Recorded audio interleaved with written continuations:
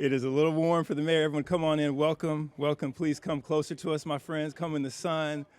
I know we're going to get this going. We're going to get this started. Thank you so much. Thank you so much. Friends, colleagues, stakeholders, summer has started. It's always summer in Potrero Hill. Amen. Can we clap it up for Potrero Hill? Sorry. Okay. Let us begin. This is a historic signing ceremony on this date. Welcome to the signing ceremony for the Right to Return legislation that was authored by our distinguished leader, and I present to you Mayor London Breed. Thank you. It's so great to be here in Potrero Hill, and I am so really excited about this legislation.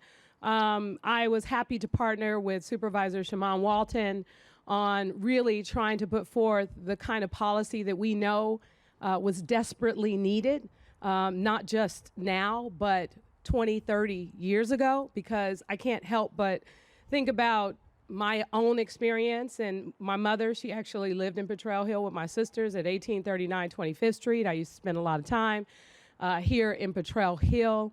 And really, as we look at, my experience of living in Plaza East and, tearing down 300 units, building on the 200, and the challenges that happened when people who were born and raised in OC and in Potrero Hill, the challenges that occur when you want to come home, right? There's promises made, there's meetings, there's, community input, and all of a sudden, the housing authority is looking at maybe your back rent or your grandson and his criminal history or some other things where they put up roadblocks and barriers to allowing people to return. And so what I'm excited about is it's a new day in San Francisco. It's a new day where we don't just try and tell the community what we're going to do and do what we want to do anyway, but we are working with the community to ensure that we support and keep the community intact. And that's what this right to return legislation is all about. When we think about even the decline of the African American population in San Francisco, there were a lot of African American families that lived in public housing. My grandmother came here from Texas. My grandfather worked in the shipyard, and access to housing came through public housing. And public housing was my community. They are the people that raised me when we didn't have daycares. When we didn't have places to play, we had the kids in the community. And something's changed. People who used to be here that are part of these communities are no longer here. And it's time that we change that. It's time that as we move forward with rehabilitation of public housing, that as we develop new properties, that we are not doing it for the people who we anticipate are coming here, that we're doing it for the people who are already here and deserve to live in better conditions. So today is a glorious day, so I don't even want to go over, some of the challenges of the conditions that exist, in the developments in this city, but I'm so excited that the city is finally doing what it should have done a long time ago.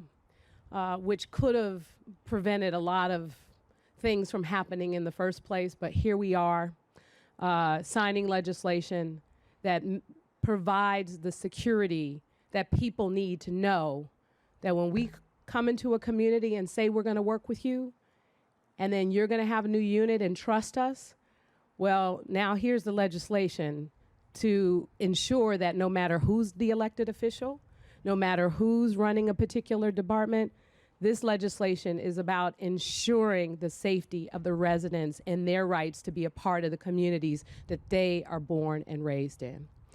So I am really excited to be here today in sunny Potrero Hill, where we know it is always sunny and the views are always nice, but it's time that so far, but it's time that we do a lot more to bring attention and resources and support to this community. And this legislation is just a small piece, I think, of hope to ensure the safety of this communities and others, and including Sunnydale, Hunters Point, places that we are starting to revamp. We want to make sure that we don't make the same mistake we did with Plaza East and what happened in Fillmore.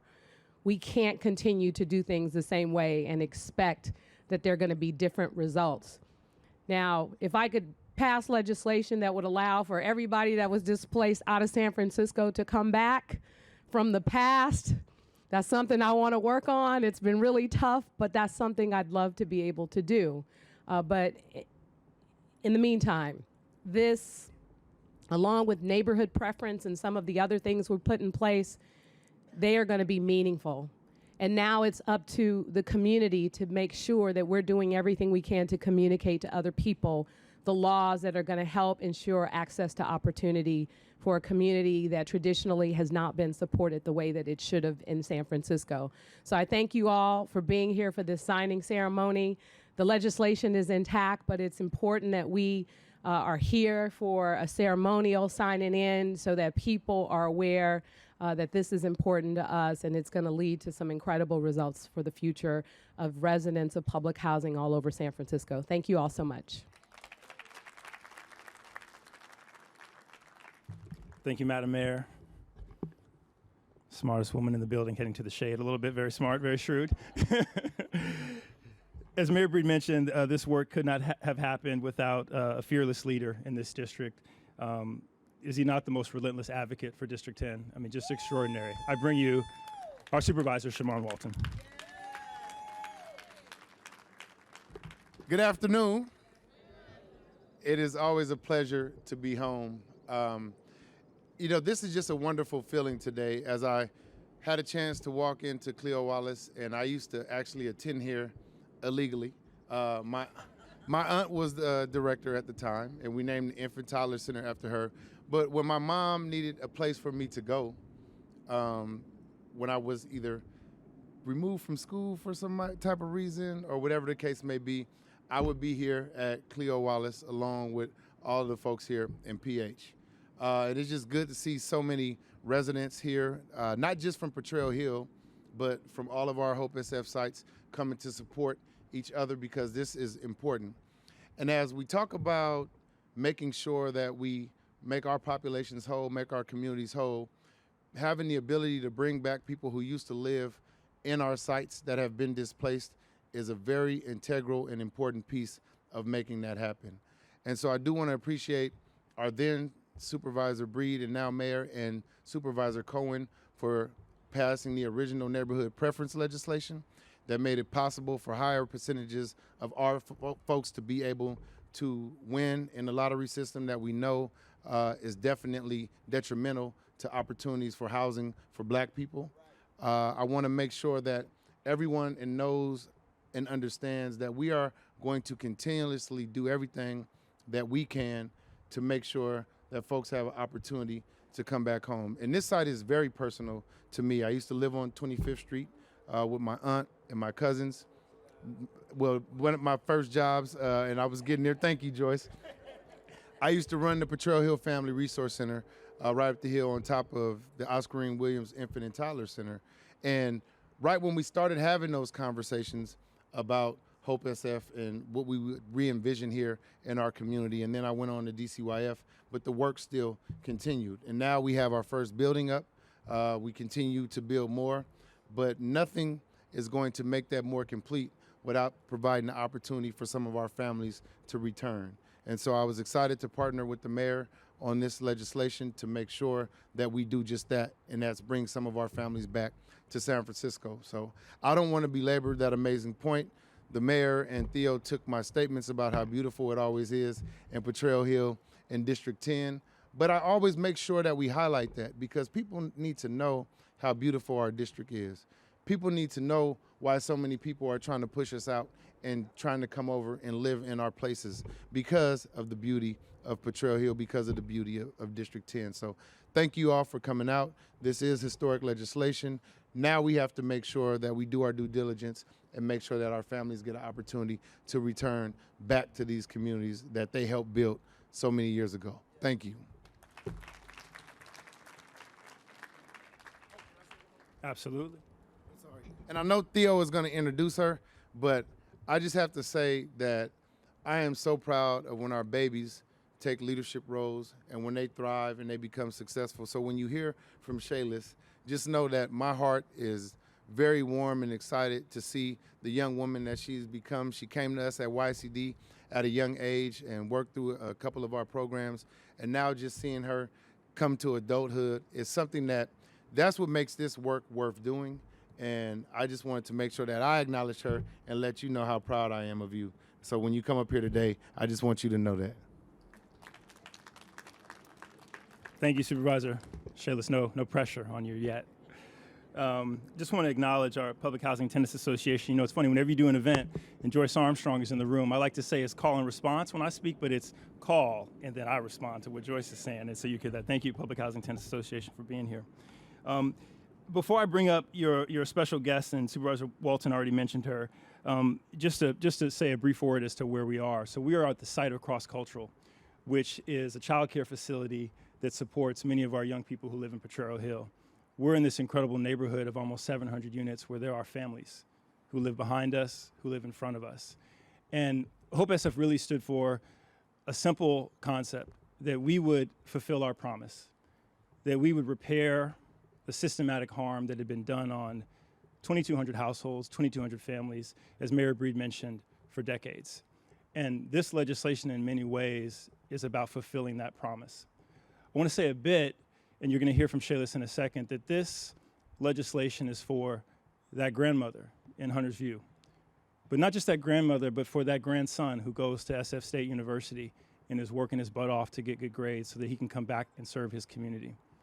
It's for that formerly incarcerated young man, Pacific Islander, who has a family, who grew up in Double Rock and whose caregiver died while he was incarcerated, but is able now to come back and be a part of his community. It's for that transitional age youth, that young person who's at Dillard University working away, grandma died, and he or she wants to come back to Double Rock, but there was no way for him to come back and be a leader in their community. So this legislation is about real people, about real families, and it's about Hope SF. So you all are part of that. I want you to give yourselves a hand for making this possible.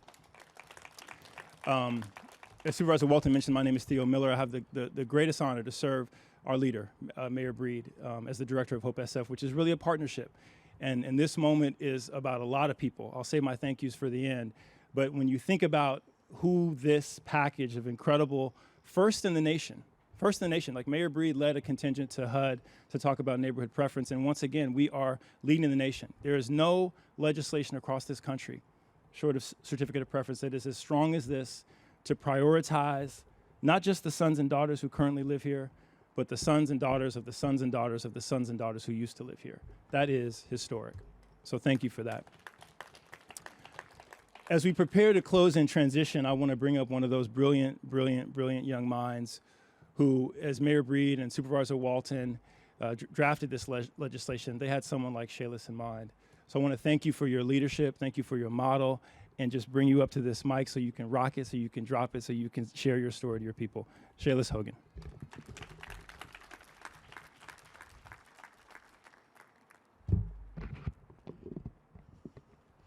Hi, everyone.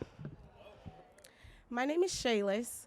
I am a former resident that used to live in Potrero Hill for about 13 years with my Aunt Valerie, who now stays at 1101 Connecticut. When I think of Potrero Hill, I think of barbecues, family time, and a great community-style living. Why would I want to move back to Potrero Hill? The view. Everyone loves the view. The structure of the building, making it more of a community-style living. A new home is a new beginning for everyone. How this program can help others. Giving residents a new location and environment. Letting people know it's not where you live, it's how you live. And last but not least, letting every resident know that there is hope and a second chance of new beginnings with a new household. The way my Aunt Valerie feels about the new side, she feels they gave her a new chance at life because they gave her a place to call home, a place where it's clean, a place where it's safe play area for the kids, no mode, great views, and community-style living, as I mentioned before. Why is it important for me to live in the city? I feel it's important for me and my child to live in the city, reasons being great neighborhoods, great programs, education system is better for my child, the housing programs are awesome, and not to mention the minimum wage is way more than a lot of cities that we know of. I want to say thank you so much for allowing me to speak today. I currently live at John Burden Housing in the studio. I would love to have a chance to come back to my community, a chance to be a leader to other youth, a chance to show them that we have a chance to come back and be great leaders in our community. Thank you so much for having me today. Thank you so much, Shaylis. We're now going to move to that incredible moment. If I could ask Madam Mayor to come over to the table, Supervisor Walton, other distinguished guests who want to be behind them for that photo op, please join us. Certainly, Tanya, others, please come around. Any residents in the building, please come around. So we're going to get ready for this signing ceremony moment. Eddie Cottrell is in the house, Missouri. And just to thank again Mayor Breed, Supervisor Walton, a couple other special thank yous. Supervisor Cohen, former Supervisor Cohen was mentioned. I want to thank SFHA, the leadership of Tanya Letiju, Linda Martin, Elizabeth Chilton. Special thanks to Mo CD, Dan Adams, Lydia Ely, Maria Benjamin, and the HBMR team who really makes this happen on the tax credit side. Our city attorney, Keith Nagayama, who drafted this thing, Hope SF Policy Director Jason Liu, our developers, clap it up, our property managers, our service providers, and of course the people of Hope SF. So thank you all so much. And I'll turn it to the distinguished leaders. All right, here we go. All right. Woo! Yeah. Yes.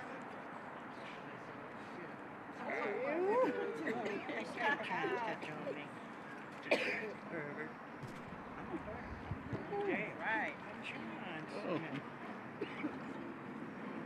That's for you, Trace. Sorry. He may be dead. You know why the mayor is signing this important document today? Can we just give her a big round of applause and show her here?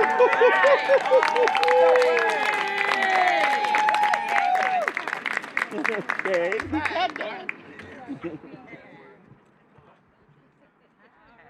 Thank you so much, everyone. There is a barbecue upstairs.